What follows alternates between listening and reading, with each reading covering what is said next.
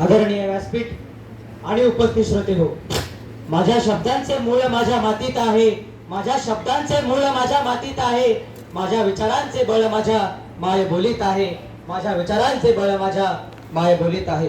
अहो जरा मनाला विचारून सांगा, शिक्षण म्हणजे नक्की असतं तरी काय? सकाळी 7 वाजता पाठीवर 5 किलोचं दप्तर लादणं, इंग्रजीच्या अवघड शब्दांचे अर्थ न समजता पाठांतर करणं आणि शिकवणीच्या वर्गात डोळे फाडणं म्हणजे शिक्षण का हो? मुळीच नाही. जे शिक्षण मुलाला फक्त पोपट बनवतं ते शिक्षण कसले? जे ज्ञान थेट काळजाला भिडतं, जे ज्ञान मुलांच्या आयुष्यात कितीही मोठं संकट आलं तरी ताठ मानेनं उभं राहण्याची हिंमत देतं, तेच खरं शिक्षण असतं. आणि या शिक्षणाचा सर्वात भक्कम पाया असते आपली मातृभाषा. मी रोहित मारुती देशटवाड, शाळा श्री सरस्वती भुवन प्रशाला जालना, इयत्ता 9वी, आज तुमच्या समोर मातृभाषेतून शिक्षण, फायदे आणि तोटे या ज्वलंत विषयावर माझे विचार मांडणार आहे. इथे विचारांना मिळतात पंख भरारी घेण्याचे, मातृभाषेतच सजतात सुंदर स्वप्न जगण्याचे. तिच्या खुशीत शिकलो जगण्याचा खरा अर्थ, माय बोली विना हे आयुष्य वाटे अगदी व्यर्थ, वाटे अगदी व्यर्थ. मित्रांनो, जरा डोळे मिटून विचार करा. लहान असताना मूल जेव्हा पहिल्यांदा पडतं, पाय घसरून ठेच लागते, तेव्हा वेदनेने तोंडातून कोणता शब्द निघतो? मम्मी किंवा मदर हा शब्द निघतो का हो? नाही.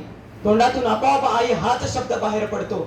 ज्या भाषेत तो चिमुकला रडतो, हसतो, रात्री आईच्या कुशीत शिरून स्वप्न पाहतो, जर अचानक शाळेत गेल्यावर त्या चिमुकल्या मुलाला भलत्याच अनोख्या भाषेच्या जंगलात सोडलं तर सांगा त्याचा जीव गुदमरणार की नाही? मातृभाषेतून शिक्षण मिळणं म्हणजे मुलांच्या विचारांना मोकळे पंख मिळण्यासारखं आहे. इथे मुलाला पाठांतर करून घोकपट्टी करायची गरज उरत नाही. जेव्हा गणिताचे कठीण कोडे आणि विज्ञानाचे क्लिष्ट प्रयोग जेव्हा त्यांना त्यांच्या बोली भाषेत समजतात ना, तेव्हाच त्यांच्या डोळ्यातला जो एक नवा प्रकाश चमकतो, तोच ज्ञानाचा खरा आनंद असतो. अहो जपान, जर्मनी, इस्रायल आणि चीन सारख्या जगातील महासत्तांकडे जरा नजर टाका.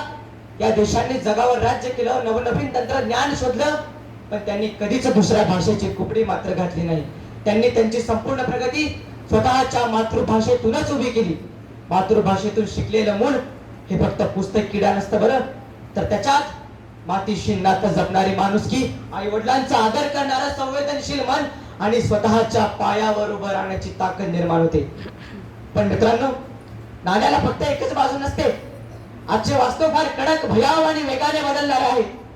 आज आपण अशा युगात आहोत जिथे एआय, चॅट जीपीटी, कोडिंग आणि डिजिटल कॉम्पिटिशनचा तुफान पाऊस पडतोय. आज केवळ भावनेच्या भरात जगून मुलांचे भविष्य घडणार नाही, ही या नाण्याची दुसरी टोचणारी बाजू आहे.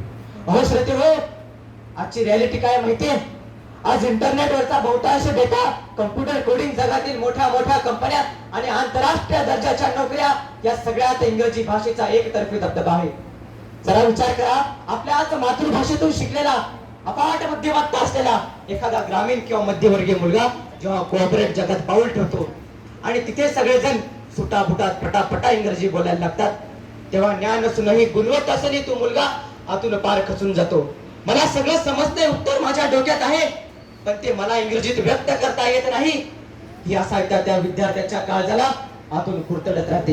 जागतिक शर्यतीत टिकण्यासाठी आणि स्वतःची ओळख बनवण्यासाठी त्याला इतरांपेक्षा तिप्पट चोपट मेहनत करावी लागते, हे विसरून चालणार नाही.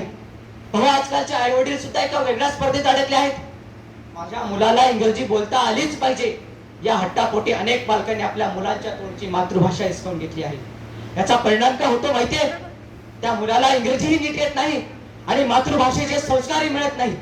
तो मुलगा मध्येच लटकून राहतो, ना तो इकडचा राहतो ना तिकडचा. हा खेळ आपण कुठपर्यंत खेळणार आहोत? मग आता मला सांगा मित्रांनो, आपण नक्की करायचं काय? आपल्या मुलांना मातृभाषेच्या प्रेमात अडकून जगाच्या शर्यतीत मागे पाडायचं, की इंग्रजीच्या मागे धावताना आपल्या मातीची भाषा, संस्कृती आणि संस्कार पार विसरून जायचं? हो श्रोते हो, आजचे वास्तव हेच आहे की इंग्रजी भाकरीची भाषा झाली आहे. हे नाकारून चालणार नाही. पोटा पाण्यासाठी आणि जागतिक शर्यतीत टिकण्यासाठी इंग्रजी नक्कीच शिका, पण लक्षात ठेवा, इंग्रजी भाकरीची भाषा असू शकते, पण ती भाकरी कमवण्याची जिद्द आणि संस्कार मात्र मातृभाषाच आपल्याला देते. म्हणून विचारांची, स्वप्नांची आणि भावनांची भाषा ही मातृभाषाच असली पाहिजे. थोडक्यात सांगायचं झालं तर आपल्या मुलांच्या विचारांची मुळे ही मातृभाषेच्या मातीत घट्ट रोवलेली असावीत आणि पंख मात्र संपूर्ण जग कवेत घेण्यासाठी इंग्रजीचे असावेत. जाता जाता एवढंच म्हणेल की माय बोलीच्या खुशीत रुजले जे, तेच वादळात टिकतील, मातृभाषेचे पंख घेऊन जे उडतील तेच जग जिंकतील. संस्कृतीची साथ आणि स्वप्नांचे उघडे आभान, माय बोली हीच आपली खरी ताकद, हाच आपला सन्मान. एवढे बोलून मी माझ्या भाषणाला पूर्ण विराम देतो. धन्यवाद. जय हिंद, जय महाराष्ट्र.